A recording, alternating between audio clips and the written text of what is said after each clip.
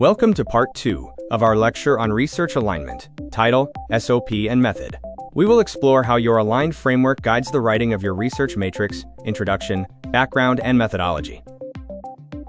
In the first part of this lecture, we discussed how to formulate the framework. If you recall, I began by using the theory first, because in my experience, it is easier to build a coherent and aligned study when you have a strong background and clear understanding of the theoretical foundation. However, I also recognize that some professors or advisors prefer to start with the title before anything else. There is nothing wrong with that. Research writing is flexible. You can start anywhere you feel comfortable, as long as it fits the requirements and your style of writing. You may use a top-down approach, a bottom-up approach, a horizontal or vertical alignment, or even problem-based or inquiry-based structuring. Whichever approach you choose, the important point remains. Your components must stay aligned with each other to produce a coherent and well-structured research proposal. The focus of today's discussion will be on the three components of your research proposal. First, the statement of the problem. Second, the method. And finally, the title. We will examine how each of these elements must connect back to your framework, and how proper alignment ensures that your research purpose, inquiry, and procedures all support one another. By the end of this session, you will see how theory and framework, discussed in part 1, serve as the foundation for writing a clear SOP, choosing the appropriate method, and formulating a precise and meaningful research title. If you already watched the first lecture, you will remember that we used behaviorism and the stimulus response principle as our starting point. This served as the foundation for translating theory into concepts, breaking those concepts down into variables, and ultimately constructing a simple conceptual framework. We will now build on that same example as we move into formulating the statement of the problem, identifying the appropriate method, and finally crafting the research title, all while ensuring everything remains aligned with the framework developed in part 1. Then, as discussed in the first lecture, we translated the stimulus response principle into simple concepts to begin formulating the conceptual framework. In this example, the stimulus was translated into pedagogy, and the response was translated into learning. This translation allowed us to move from an abstract theoretical idea to more concrete concepts that could be broken down into variables and later examined through specific research questions. We will continue using this same example as we move into developing the statement of the problem. The concept can be further broken down into more specific and workable elements. From our earlier translation, pedagogy becomes the 21st century teaching method, while learning can be represented as academic performance. To elaborate further, the 21st century teaching method may include strategies such as gamification and flipped learning, both of which are known for improving student engagement and supporting higher-order thinking. On the other hand, academic performance in this example focuses on the development of critical thinking in English, which serves as a clear and measurable learning outcome. By breaking down the concepts this way, we establish the foundation for formulating aligned research questions and developing a coherent statement of the problem. The conceptual framework, or what can also be considered an operational framework, generated from our previous discussion, looks like this.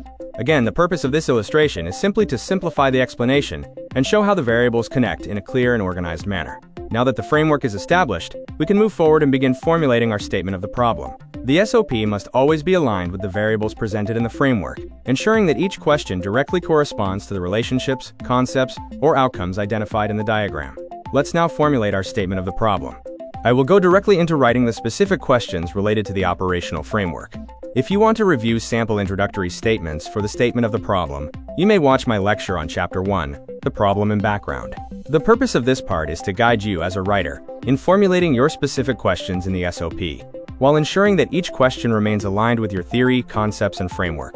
Based on our operational framework, one possible specific question is, SOP number 1. What is the pretest score of the students in English when grouped according to 1.1 gamification, 1.2 flipped learning? This question directly reflects the variables identified in the framework and maintains alignment with the teaching methods presented in the 21st century pedagogy component. For SOP 2, let me first clarify something important. The question beginning with "what is" conventionally used because the score will usually be expressed through measures of central tendency, especially when scores from different groups are presented separately in a table. Of course, the grammatical structure of your questions may be adjusted depending on the context of your manuscript. But once again, our main focus is alignment. Your SOP should clearly reflect the variables and flow established in your framework. Since SOP 1 focuses on the pretest, SOP 2 naturally asks about the post-test. Here's an example. SOP number 2. What is the post-test score of the students in English when grouped according to 2.1 gamification, 2.2 flipped learning? Now you might ask, in the framework, we label this as academic performance. So why are we using pretest and post-test in the statement of the problem? That is a valid point. Some terminologies in your paper may vary depending on how you operationalize your variables. Because of this, it is essential to clarify such terms in the definition of terms section of your manuscript. This ensures consistency, avoids confusion, and maintains alignment from theory to framework to SOP. SOP 3 and SOP 4 are examples of inferential questions, meaning these will be tested using the appropriate inferential statistical tests. These questions are considered between-group questions because they involve comparing the scores of two groups. In this case, the group exposed to gamification and the group exposed to flipped learning. Inferential questions are designed to determine whether the observed differences between groups are statistically significant, and therefore, they must directly align with the structure of your framework and the variables you have identified. Examples include SOP number 3. Is there a significant difference in the pretest scores of students exposed to gamification and those exposed to flipped learning? SOP number 4. Is there a significant difference in the post-test scores of students exposed to gamification and those exposed to flipped learning? These questions are aligned with the framework because they compare academic performance, operationalized as test scores, across two different teaching methods derived from the 21st century teaching method component. As inferential questions, they also guide your choice of statistical tools later in the methodology section. SOP 5 and SOP 6 are also inferential questions, but unlike SOP 3 and 4, these are considered within-group questions. This means you are comparing the scores of the same group before and after the implementation of the teaching intervention. In other words, instead of comparing gamification versus flipped learning, we now examine how each group changed over time, from pretest to post-test. Examples include SOP number 5.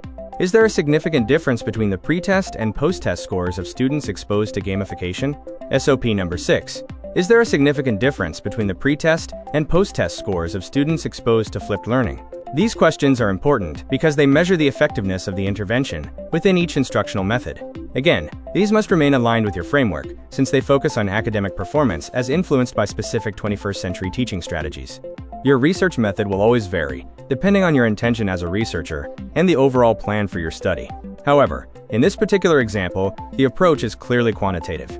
Quantitative research tests objective theories by examining the relationships between variables, especially when these variables are measurable and can be subjected to statistical analysis.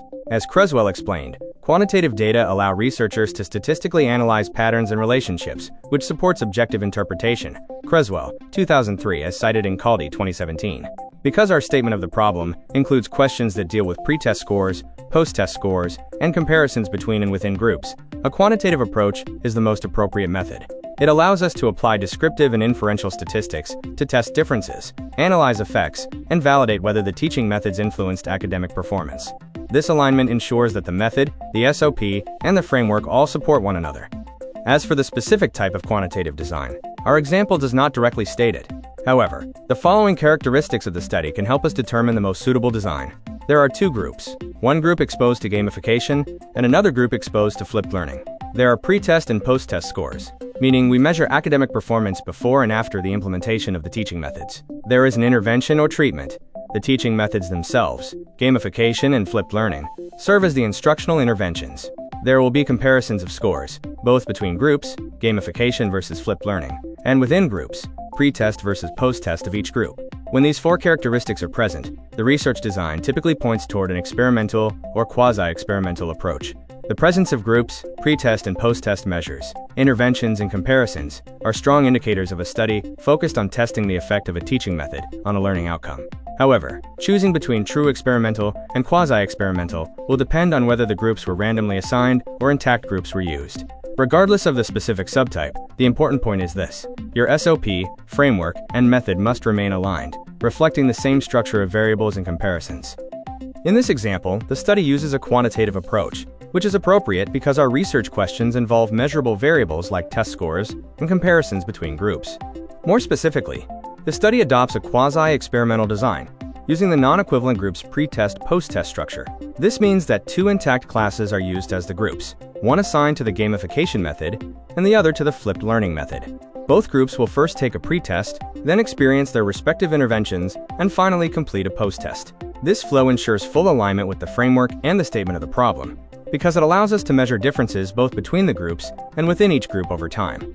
The participants of this study are two intact English classes, one serving as the gamification group and the other as the flipped learning group.